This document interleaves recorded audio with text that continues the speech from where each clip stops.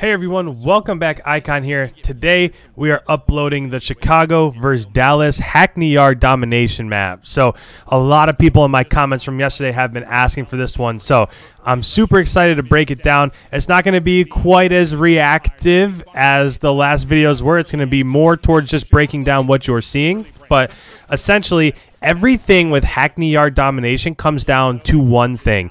What you want to do, and it's going to be a constant battle to do this, you want to hold down A flag, you want to hold down B flag, and you want to try to spawn the enemy team at C flag. So the reason that I don't really enjoy uploading too much domination is just because it's always the same thing. You're always fighting for the same two flag controls, and then once you get the enemy team stuck at the other one, then you just kind of hold that one out.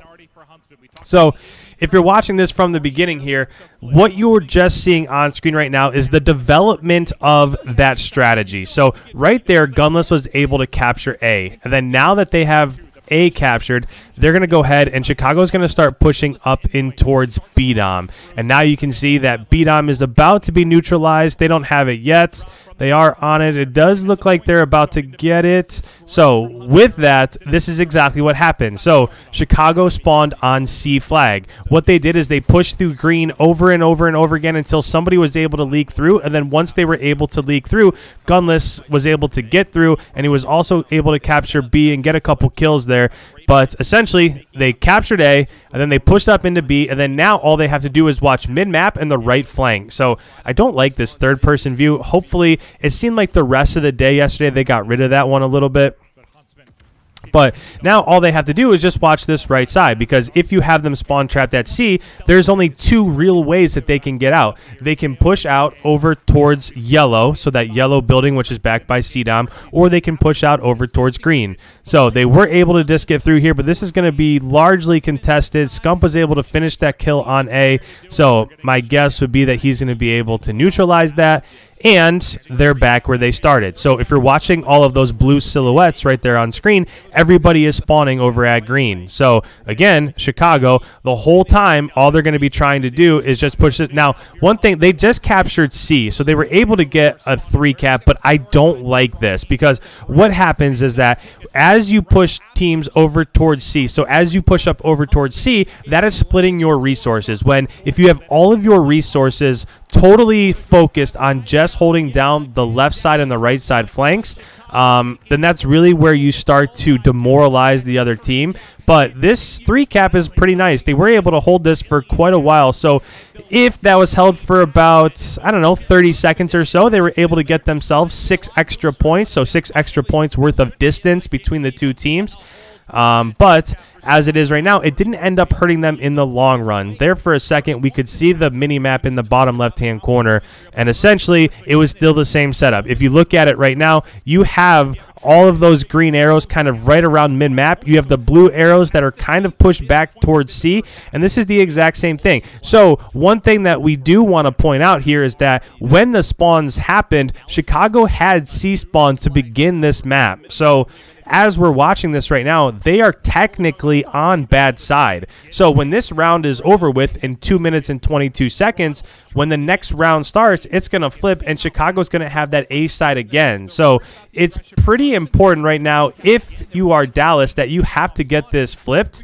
So that should be their mindset, is that they have to push out towards A. I don't really like these ARs going mid-map, because you can't really do much from there. Crim 6 was able to kill Envoy right there, but again, Formal with the 3-piece there. But yeah, if you're those ARs, you really want to start trying to push out. They're pushing the wrong way right now. If you're Dallas, you should not be pushing top L and bottom L. Even if you are able to get those kills, there are so many resources that are for Chicago that are pushed up, trying to hold them over here in this spawn, that the best thing to do is try to smoke out that green push that you can get back to A-Dom. So right now, this is kind of making life easy on Chicago, because all they have to do, just watch top L, just watch bottom L, and then green, there's only like one person over there watching the entire thing. Now, somebody did die. Envoy was over there. He died, but you'll see on the minimap in the bottom right-hand corner, there were 2 green arrows that rotated over there. Now, somebody did get through, so there is a battle going on over here for A-Dom, and it looks like that flag is being capped. I would have to think that's going to go the other way, though. Yeah, there were 2 people pushing back, so they were able to neutral it. I'm just trying to see. I'm just trying to watch what was happening at the top there. So Dallas was able to neutralize that flag, but they weren't able to overtake it. So as somebody snuck through for Dallas and got to ADOM, as they were capping it, somebody was able to push back. There were 2 people for Chicago. Scump was one of them that were able to push back, finish that kill, and then capture that flag again, and now we're just back in the same exact strategy again. This is why I love Hardpoint, because every 60 seconds there's a totally different strategy that you have to try to dominate with. But with this, it's just one strategy. Get control of bottom L, top L, watch the right flank, watch the left flank, and then you're probably gonna win. So with about 13 seconds left, this is turning into a nightmare if you're Dallas. So the lead is just about doubled. They were able to neutral there on BDOM at the end. A little bit too late, but as we're about to rotate to the second side, it is 130 to 69. That is a massive lead. You don't really see that very often at all. Even if you're watching online scrims against some of like the amateur teams like UYU or some of the teams that are competing in the Challengers division right now, you don't ever see a lead like this. And really, they just weren't able to push out. So that whole first side, if you're Dallas, you have to push out towards green. When you didn't really see that at all, you saw a couple people trying to push out towards green. You saw a couple people trying to push top L and bottom L, but nobody as a team was trying to push out, and that's exactly where it ended up going wrong. The only reason why Chicago was able to take that lead in the first place is because Gunless was able to push through green, get into A, and then when he captured A, the rest of his team spawned there, and then everything was good from there. So you see Hugh on that side of the map. He was trying to push out that side, but Gunless was able to get him. And then now, as we're here, this is the exact same scenario. So now that Chicago's on good side, so they spawned on ADOM, again, it's going to be Chicago. It's going to be up to Dallas to try to push through and capture A. If I'm watching the mini map in the bottom left-hand corner, they were just able to flip that. So we can't really see who's on. So Illy is on A right now. So as of right now, everything has been flipped. So Dallas has A, Chicago has C, and even though Chicago is pushed up into BDOM, it doesn't look like anybody has this. I don't know.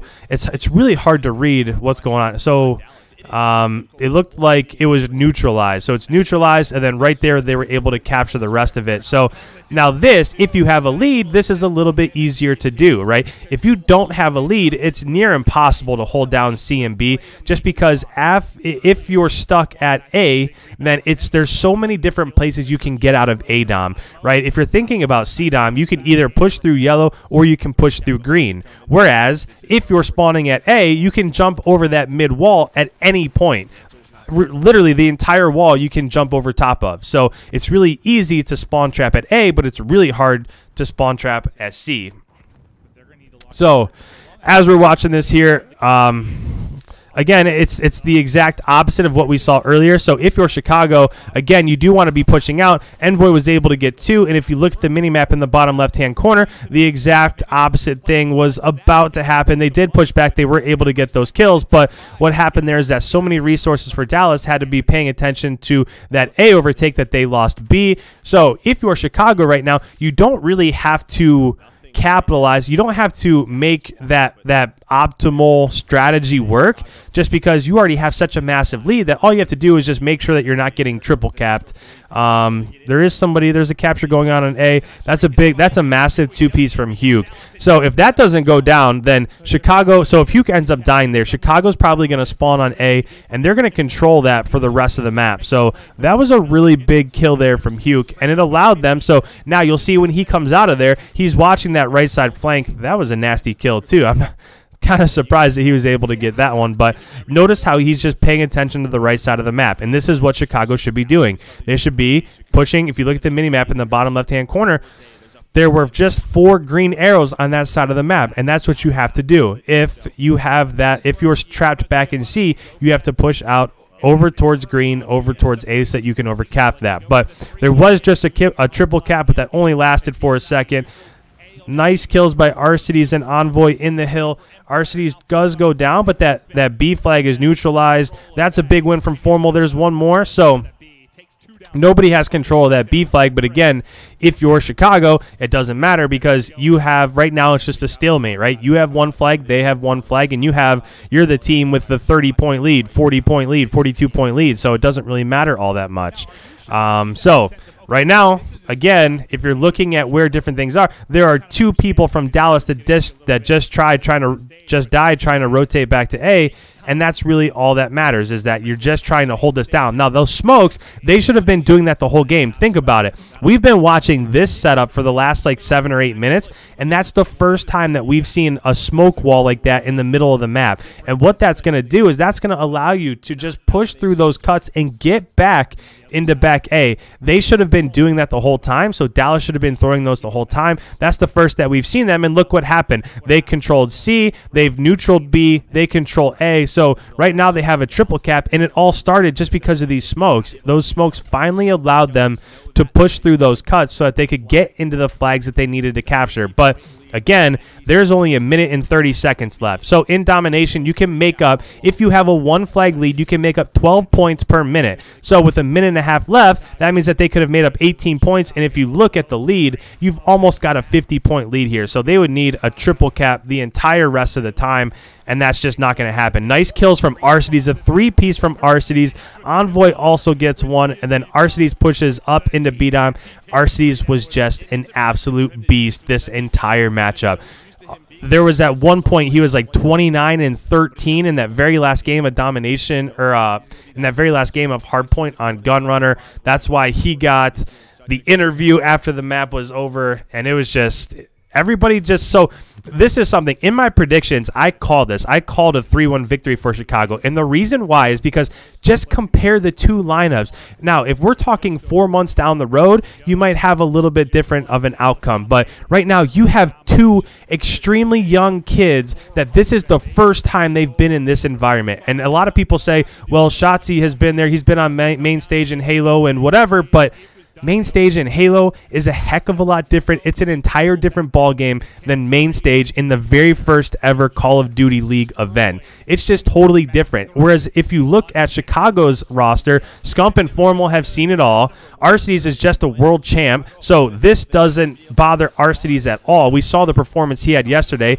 Gunless has been there forever. Now, Envoy was the key piece, but Envoy was basically MVP last year of Black Ops 4 had it not been for Sim. If Sim's team didn't do what it did, then Envoy absolutely gets probably MVP this year or last year. So again, the roster, the way that is formulated right now, it was made for Chicago to outperform. Whereas if we're talking 3 or 4 months down the road, that might be a little different once Shotzi and Illy are able to get some experience under their belt. But right now, this is exactly what I expected to happen, and it'll be interesting to see if Dallas can respawn today as they play Atlanta later tonight. That's going to be a big matchup, and if you're Dallas, you don't want to go down 0-2. You want to get some points here for this first weekend. They have a rough road, but we'll see if they can bounce back. So if you're new around here, thank you guys so much for turning into another video. I'm going to have 4 or 5 other videos coming out today, so make sure you hit that subscribe button. This is already the 3rd one, so it's going to be like